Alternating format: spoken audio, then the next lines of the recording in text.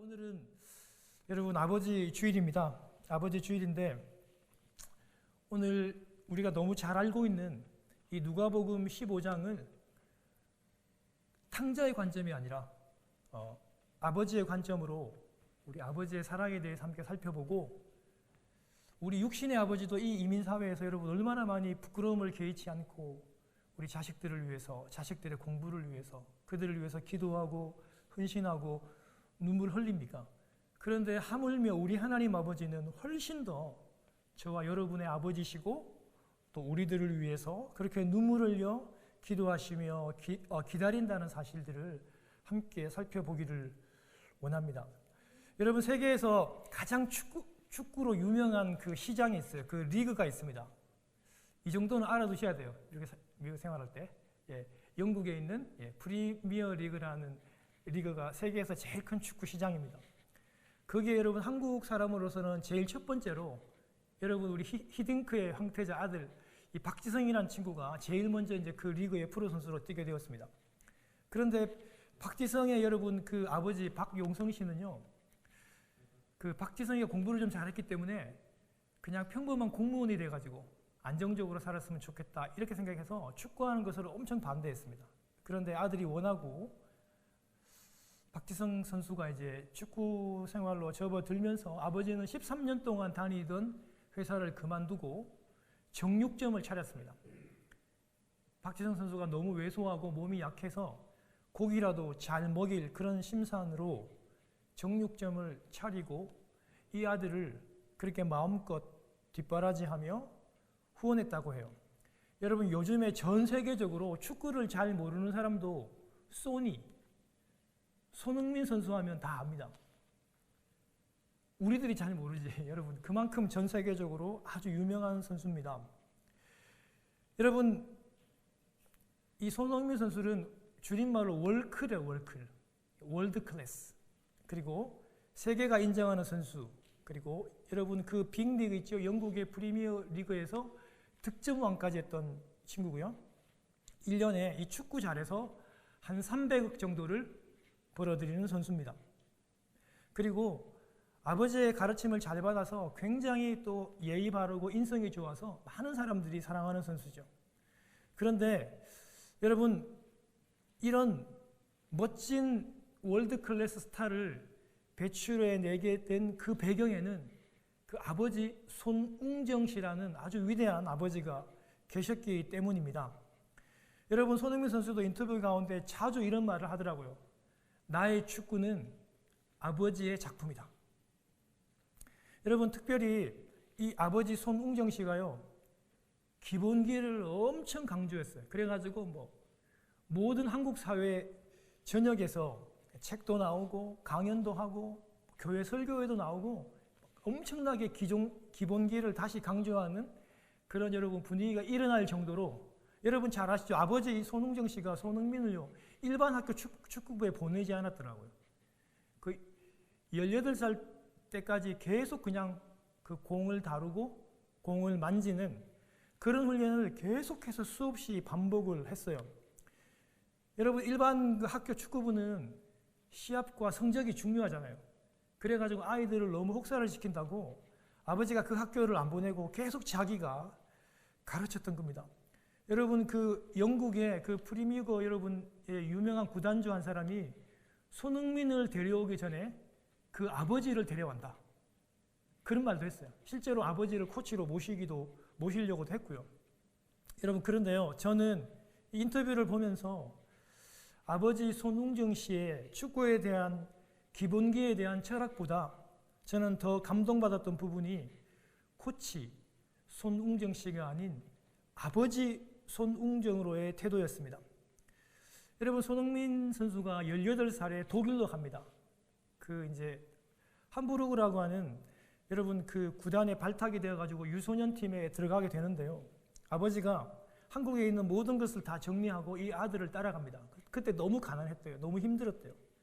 그런데 그 손흥민 들어가 있는 호텔 그 앞에 작은 모텔을 정하고 아침에 일찍 손흥민 선수를 깨우고 같이 훈련을 하고 그 다음에 방 청소를 하고 가난해서 차가 없으니까 50분 동안 여러분 차를 빌려 타고 그 훈련장으로 갔대요. 그런데 그때부터 시작해서 이 아버지가요, 하루에 꼬박 6시간을 다른 데 갈 데가 없어요. 꼬박 6시간을 그 손흥민 선수가 훈련하는 모습을 계속 지켜봤다고요. 여러분, 독일 북부 함부르크는요, 눈과 비와 바람으로 춥기로 아주 유명한 도시래요. 눈이 오면 피할 데가 없어요. 비가 오면 피할 데가 없어요. 바람이 불면 우산도 못 쓴대요. 그래가지고 여러분, 큰 그 나무 밑에서 오로지 하루 6시간 꼬박 그 아들을 지키고 그 아들을 그렇게 보면서 5년 동안이나 그렇게 했대요. 여러분, 아버지가 아니면 어떻게 그렇게 합니까? 세상에 어떤 코치가 그렇게 합니까? 아버지니까 하는 거잖아요. 여러분, 그 엄격한 그 아버지 손흥정 씨의 마지막 인터뷰가 이렇더라고요. 이 세상에서 축구 선수는 오직 손흥민뿐이다. 여러분, 진짜 감동이더라고요. 그런데요, 우리 하나님 아버지도, 제가 이런 감동이 오더라고요. 우리 하나님 아버지도 이 세상에서 내 자식은 너희들밖에 없다. 이 세상에서 내 자식은 그리니치 교회 성도들밖에 없다. 이렇게 말씀하시는 것 같더라고요. 육신의 아버지도 이렇게 자식을 위해서라면 모든 걸 다 버립니다. 하물며 우리 하나님 아버지, 우리를 아들이라고 불러주시고 우리에게 영원한 생명을 주시려고 당신 자신, 그리고 당신의 아들 예수 그리스도를 몸 찢으시고 피 흘리셔서 부활시키셔서 우리에게 성령을 보내주시는 그 우리의 하나님 아버지랴. 여러분, 어떻겠습니까? 여러분, 오늘 우리 본문의 이 말씀은요, 누가복음 본문 오늘 이 말씀은요, 성도들도 잘 알고 있지만 여러분, 세상에 있는 사람들도 이 단어를 엄청 많이 씁니다. 탕자, 탕아 이런 말 많이 씁니다. 굉장히 유명한 말이에요. 여러분, 탕자라는 말은요, 영어로 the prodigal son이라고 한 단어를 쓰는데요. 오늘 좀 혀가 좀 꼬이네요. 여러분, 이 단어 잘 안 쓰는 단어입니다. 어떤 단어냐면요, 낭비하는, 흡의하는 이런 뜻입니다. 그러니까 낭비하는 아들, 흡의하는 아들, 탕아. 여러분, 그렇게 여러분 이런 표현들을 쓰는데요. 그런데 오늘 여러분 이 본문은 실제적으로 사랑을 막 흡의하시는 아버지의 사랑에 대해서 오늘 본문은 이야기합니다. 여러분, 왜냐하면요, 누가복음 15장에 보면 여러분 잘 아시는 예수님의 비유가 나와요. 이거 우리가 너무 잘 아는 비유입니다. 여러분, 오늘 앞절에 보면 첫 번째 여러분 예수님의 어떤 비유가 나오냐면요, 여러분 잃어버린 한 마리의 양에 대한 비유가 나옵니다. 목자가 어떻게 합니까? 99마리를 들에 다 버려두고 그 한 마리를 끝까지 따라가서 구해내죠. 찾아오죠. 얼마나 기뻤던지 여러분, 그 양을 어깨에 매지 않습니까? 목에 매지 않습니까? 잃었던 어린 양을 발견하는, 돌아오게 하는, 그걸 찾은 목자의 기쁨에 대해서. 여러분, 그 다음 예수님의 비유가 잃은 드라크마를 찾는 여인의 기쁨이에요.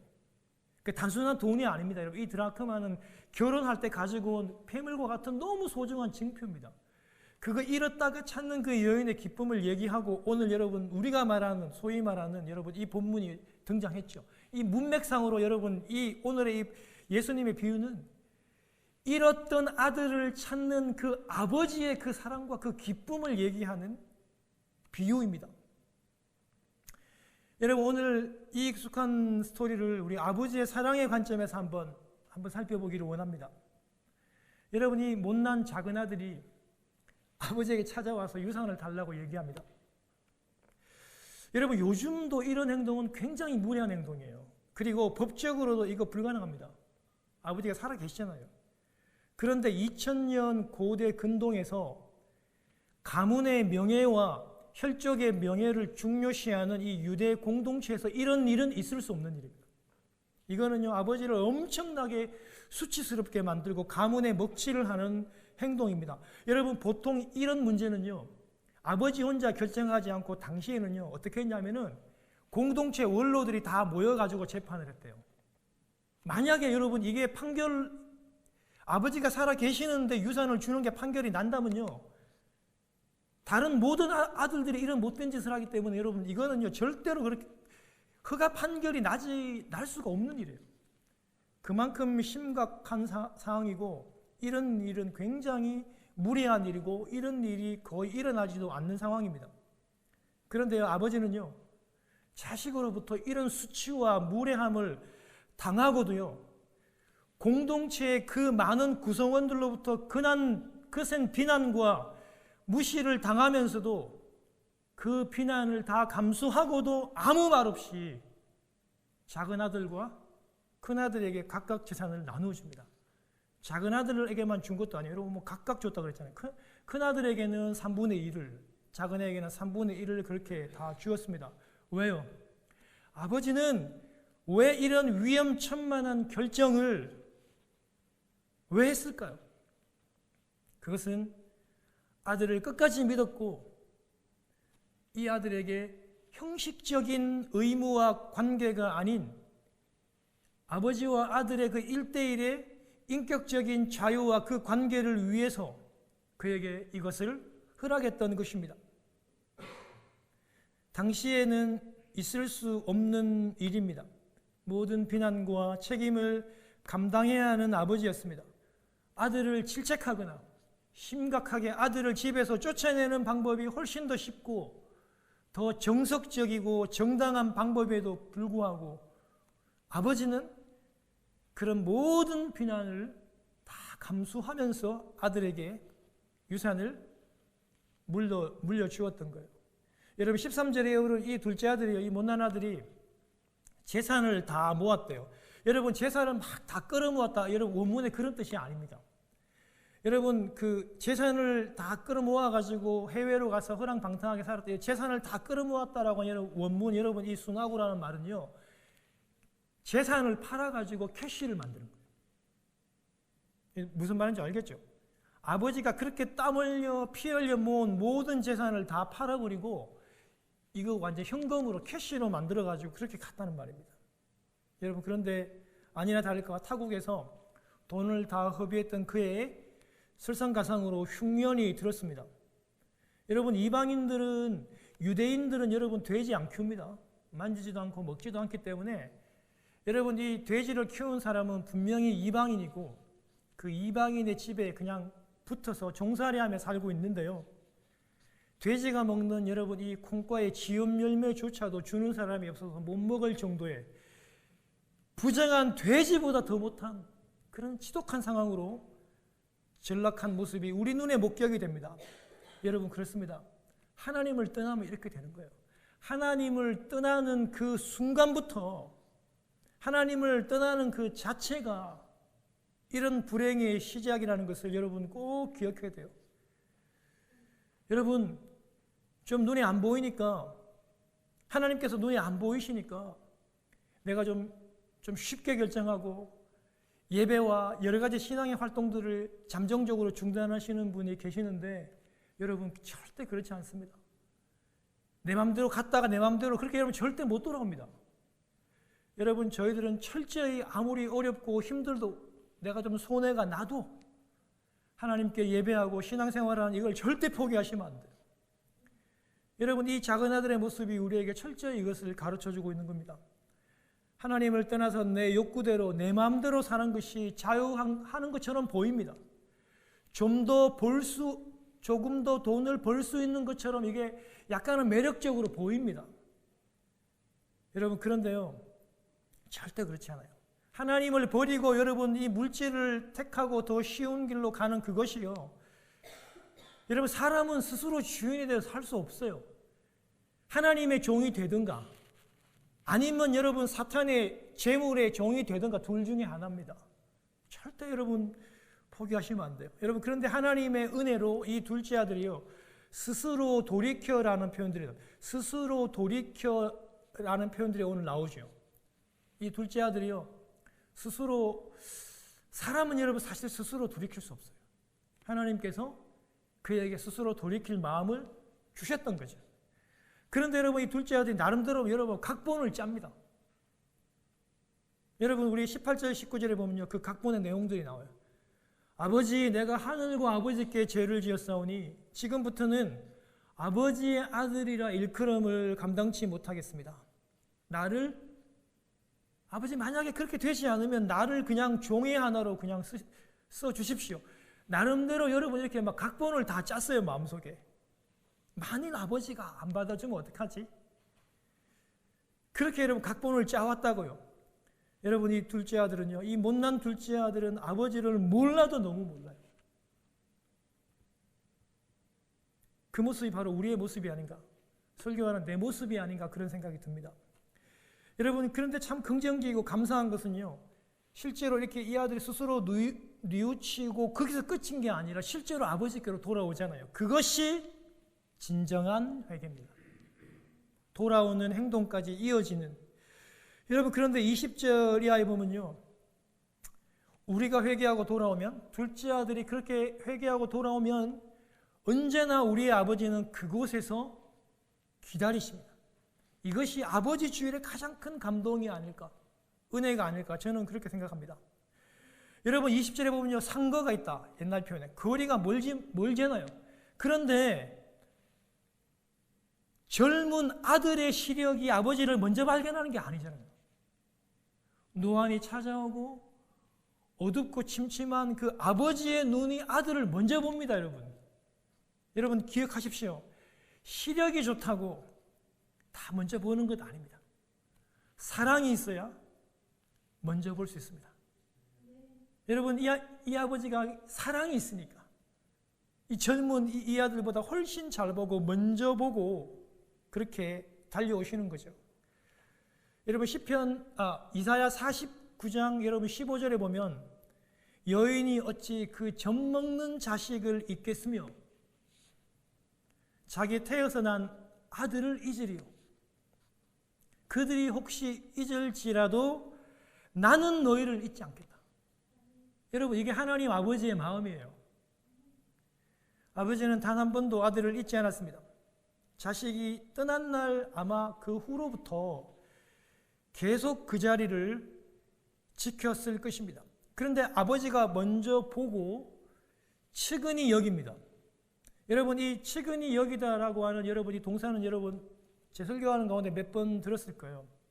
스플랑카 조마이라고 하는 여러분 이 단어는요, 우리 간장, 우리 이 내장이 흔들리고 끊어지는 아픔을 얘기합니다. 여러분 그 예수님에게 그 찾아왔던 여러분 그 불쌍한 그 문둥병 환자를 보고 우리 주님이 그 병자를 민망히 여겼다 그러면서 너무 민망히 여겼다 할 때 그 단어와 같은 단어예요. 내장이 끊어지는 것 같아요. 단장이 되는 그런 측은한 마음이에요. 그런 마음을 가지고 아버지가 그 늙은 다리로 아들에게 여러분 달려가셨습니다. 여러분 한국 조선시대 양반들도 그랬고 근동지방의 여러분 성인들은 절대 뛰지 않습니다. 뛸 수가 없어요. 왜냐하면 긴 여러분 그 옷을 입기 때문에 그걸 걷어 올리지 않으면 여러분 뛸 수가 없거든요. 늙으신 아버지는 연로하시고 공동체에 존중받는 재력 있는 그런 원로입니다. 그럼에도 불구하고 겉옷을 걷어붙이고 많은 종들이 보는 앞에서 경박하게 그 아들을 보고 뛰어다니십니다. 여러분 우리가 이 아버지를 오늘 이 날에 기억하십시다. 우리 하나님 아버지, 우리 아버지는 부끄러움을 개의치 않으시고 달렸습니다. 여러분 우리 히브리서 우리 설교 우리 하고 들었잖아요. 믿음의 주요 온전케 하신 예수 그리스도를 바라보자. 저는 그 앞에 있는 즐거움을 참으사 십자가를 참으사 여러분 저 앞에 있는 그 즐거움을 위하여 우리가 교회되고 우리가 구원받기를 위해서 그 즐거움을 위해서 예수님은 십자가를 참으사 부끄러움을 개의치 않으셨다고 얘기합니다. 여러분 이렇게 아버지께서 달려오신 것이 바로 우리를 위한 십자가이셨습니다. 하늘의 보좌를 버리시고 우리에게 생명을 주시려고 우리를 속량하시려고 당신의 몸 찢으시고 피 흘려서 십자가에 달리셨어요. 그 모든 부끄러움을 개의치 아니하시고 오로지 저와 여러분들을 위해서 그런 수치와 모욕을 당하셨습니다. 여러분 사랑하면 부끄러움을 개의치 않습니다. 저와 여러분들은 우리 한국을 뒤로 하고 이 이민 생활을 미국에서 다 했지 않습니까? 오늘 이 아버지 날에 우리의 아버지들이 얼마나 많은 세상에서 그 모욕과 수치를 감당하면서 자식들 먹이고 자식들 입히고 자식들 공부시키려고 여러분 얼마나 그 수치에 그 부끄러움을 개의치 아니하시고 그렇게 달렸다는 것을 우리는 너무나도 잘 알고 있습니다. 그러나 또 한편으로는 이 아버지 날에 우리의 참 아버지 되신 우리 하나님 아버지, 그분도 우리의 구원을 위해서 그렇게 부끄러움을 개의치 않았다는 사실들을 꼭 기억하시기를 바랍니다.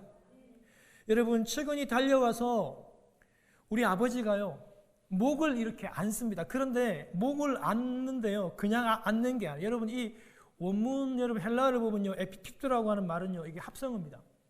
에피라고 하는 말은요, 이 뭐뭐 위에라는 뜻이고, 픽토라고 하는 말은 이렇게 덮는다는, fall down이라는 뜻이거든요.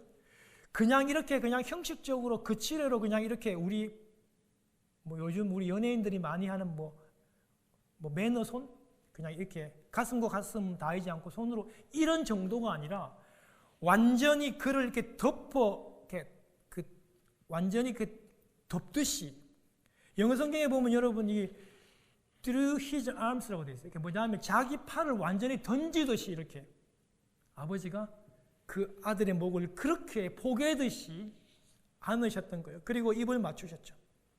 여러분, 입 맞춤은요, 용서의 의미입니다. 여러분, 우리 사무엘하를 여러분 우리 통독하시고 큐티하시면서 여러분 잘 아시잖아요. 살인했던 압살롬이 아버지 앞에 여러분 나왔을 때 아버지 다윗이 그 압살롬에게 입을 맞추잖아요. 용서했다는 의미입니다. 그 아버지는요, 그때 용서하신 게 아니라 이미 용서하셨어요. 아들의 말을 들어보고 경험을 살펴보고 용서하시겠다가 아니라 이미 그 아버지는 용서하시고 기다렸습니다. 그런데 아들은 아버지께 각본을 짜와서 그렇게 만약에 용서해 주시면 이런 말을 하고 있는 것이죠. 여러분, 아들이 여러분 22절에서 내가 하늘과 아버지께 죄를 지었사오니 지금부터 아버지의 아들이라 일컬음을 감당치 못하겠나이다. 종으로 써 주십시오. 이렇게 얘기할 때 아버지가요, 그 말을 중간에 자릅니다. 여러분, 이게요, 무례한 게 아닙니다. 21절에 보면 감당치 못하겠나이다 하나, 아버지가 말을 자르거든요. 이게 무례한 것이 아니라요. 22절에 여러분 이 한국 번역에는 여러분 이 원어에 이 말이 생략돼 타쿠라고 하는 이 뭐냐면 quickly라고 하는 영어에서 여러분 어서 빨리 급하게 하라고 말이 생략돼 있어요.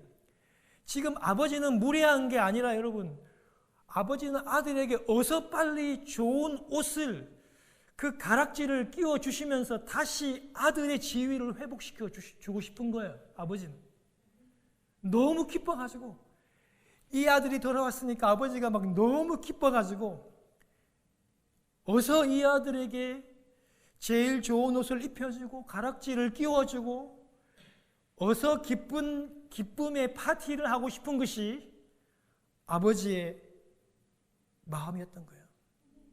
여러분, 이런 하나님 아버지, 여러분 과거에 어떤 것을 기억하시지 않고 완전히 용서하시고 완전히 다 회복시켜주잖아요. 옷도 다시 새 옷도 입혀주시고 가락지도 끼워주십니다. 여러분 이거 다 신분을 상징하는 것이잖아요. 옷과 여러분 가락지다.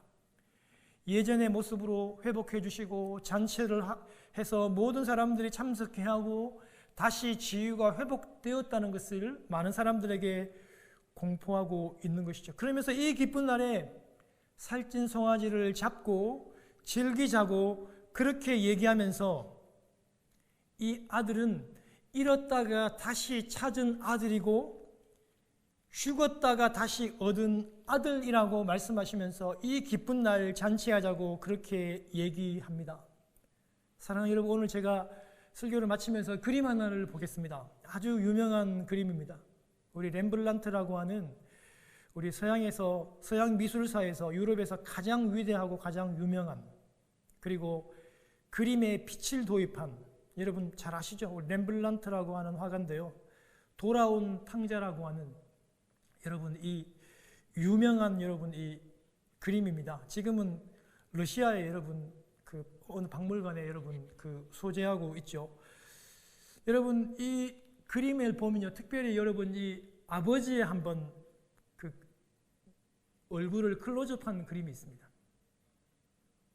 여러분 이 아버지의 이 한번 늙고 깊이 패인 눈물이 고여 있고 짓눌러 약하신 그 눈을 한번 보십시오.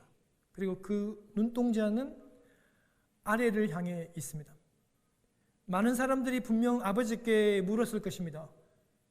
왜 아버지를 이렇게도 멸시하고 무시하고 떠나 모든 재산을 탕비한 이 탕화를 왜 받으십니까? 왜 받으시냐고요? 많은 사람들이 이렇게 물었을 거예요. 그런데 아버지는 그 깊이 패인 눈, 눈물이 고인 그 눈, 짓물러 있는 그 연약하신 눈으로 아래를 바라보시면서 됐습니다. 이 아들은 잃었다가 다시 찾은 아들이고 죽었다가 다시 살아온 아들입니다라고 고백하는 것처럼 보입니다. 사랑하는 여러분, 오늘 아버지 날에 이런 하나님 아버지가 계셔서 참 좋습니다. 이런 하나님 아버지가 우리를 아직도 기다리고 계셔서 너무 감사하고 소망이 있습니다. 우리가 큰 죄를 지었다는 것이 아니라 여러분들이 하시고 계시는 그 작은 그 상황에서 혹시 이탈하셨다면, 나아가시지 못하셨다면 이 아버지의 날, 우리 하나님 아버지를 기다리는 아버지를 생각하심으로 다시 아버지를 만나는 자리로, 다시 회복하는, 관계를 회복하는 그 자리로, 다시 대화하는 그 자리로 나아갈 수 있는 여러분 되시기를 주님 이름으로 축원합니다.